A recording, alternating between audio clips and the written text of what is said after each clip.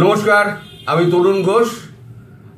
এই রাত্রিবেলা হঠাৎ করে এই ভিডিওটা করার কারণ হলো, আমি যে সমস্ত ভিডিও দেখছি সমাজ মাধ্যমে, যে সমস্ত খবরও আমার কাছে আসছে এবং ভিডিও আসছে, তাতে বোঝা যাচ্ছে যে ওখানে মানে যারা আহত আছেন তাদের চিকিৎসার কি অবস্থা। আমি সকালবেলা ভুল বলেছিলাম, সন্ধ্যেবেলা ভুল বলেছিলাম যে ডক্টর সেনকে ধরা হয়নি, গ্রেপ্তার করা হয়নি।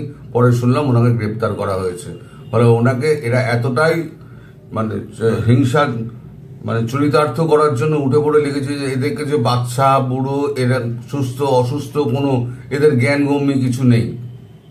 তো এই ব্যাপারে এখন তো ভিসা তো অত্যন্ত কড়াকড়ি, ভিসা এখন দেওয়াই হচ্ছে না, কোনো রকম ভিসাই দেওয়া হচ্ছে না, মেডিকেল ভিসা খুব বেছে বেছে দেওয়া হচ্ছে।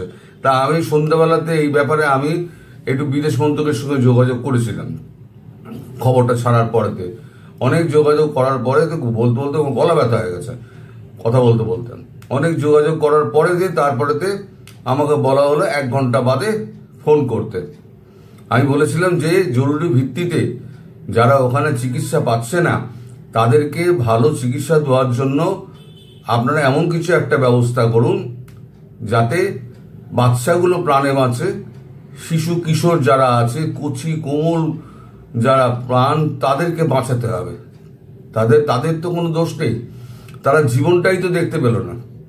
আর তাদেরকে রীতিমতো সুস্থ করতে হবে। গুরুতর অসুস্থ যারা আছে আপনারা ভিসার ব্যবস্থা করুন।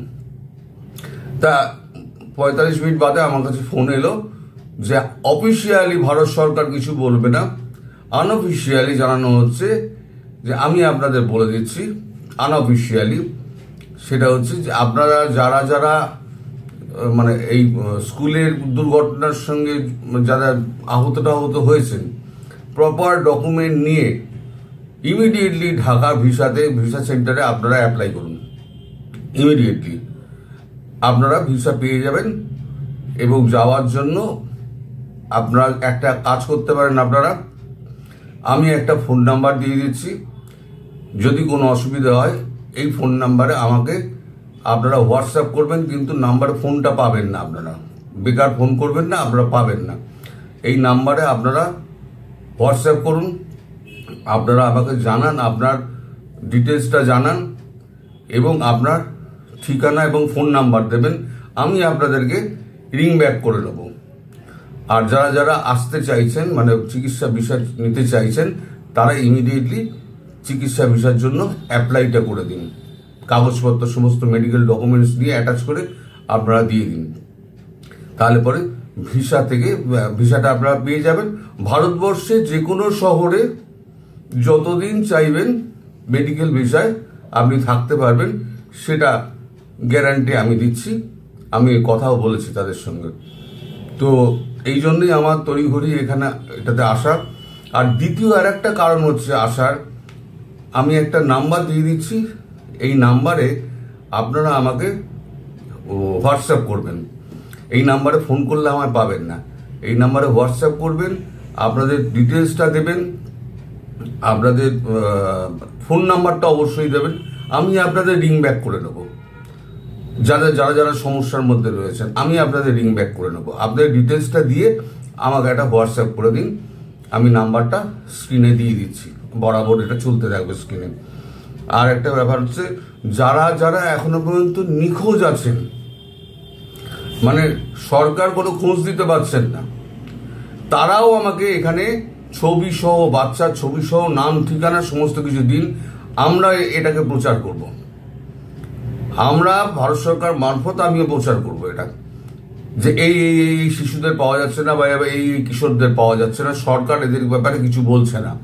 আপনারা আমাকে ওই হোয়াটসঅ্যাপ নাম্বারে সমস্ত ডকুমেন্ট দিয়ে, তার পরিচয়পত্র দিয়ে, ছবি দিয়ে আমাকে সমস্ত কিছু পাঠান, যাতে আমি এটাকে ছড়িয়ে দিতে পারি। আর আমি নাম্বারটা যেটা দিয়ে দিলাম, এই নাম্বারে আপনারা সমস্ত মানে হোয়াটসঅ্যাপ করুন, হোয়াটসঅ্যাপ করে সমস্ত কিছু দিন।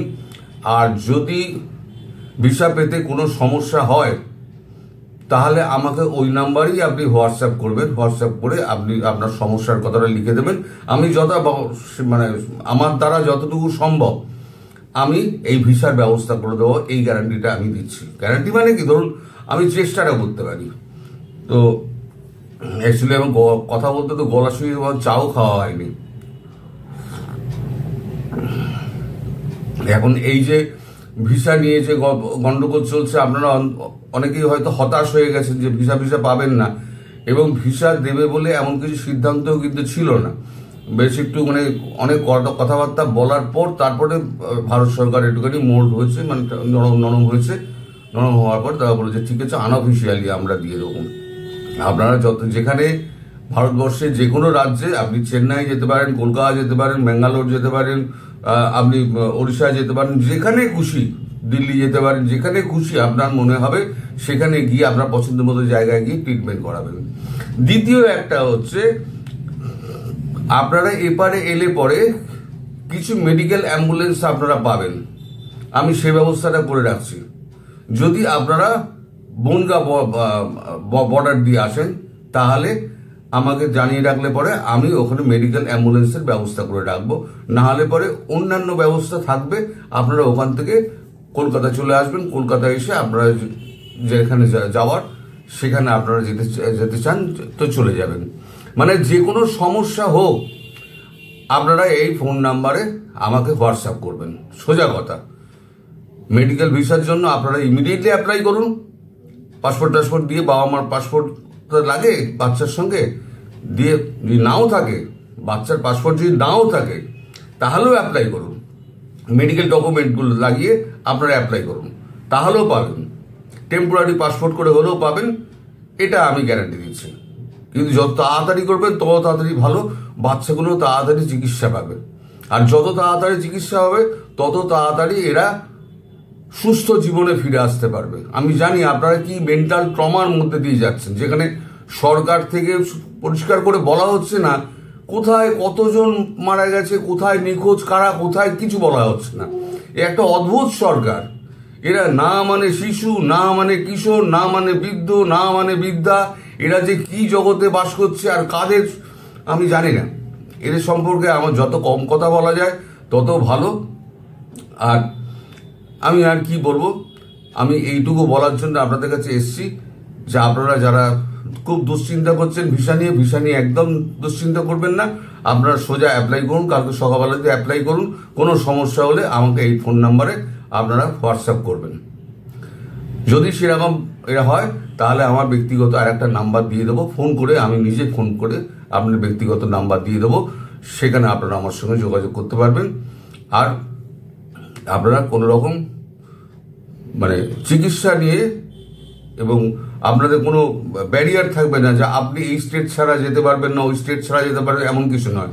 আপনাকে ইন্ডিয়ার যে কোনো জায়গায় আপনি ফ্রিলি মুভ করতে পারবেন এবং যতদিন আপনি চাইবেন ভিসাটা এক্সটেন্ড করবেন সেই ব্যবস্থা করা হচ্ছে। আমার এইটুকু বক্তব্য ছিল, এর জন্যই আমার তাড়াহুড়ো করে আসা। আপনারা সবাই ভালো থাকবেন, সুস্থ থাকবেন এবং সাবধানে থাকবেন, বাচ্চাগুলোকে সাবধানে রাখবেন। আর যারা এখনো পর্যন্ত নিখোঁজ আছেন তাদের ছবিগুলো এবং ডিটেলস আমাকে পাঠিয়ে দিন। ওই আমার হোয়াটসঅ্যাপ নাম্বার যেটা দিচ্ছি ওইখানে আমি সমস্ত কিছু লাগিয়ে আমি প্রচার করার ব্যবস্থা করব। ধন্যবাদ।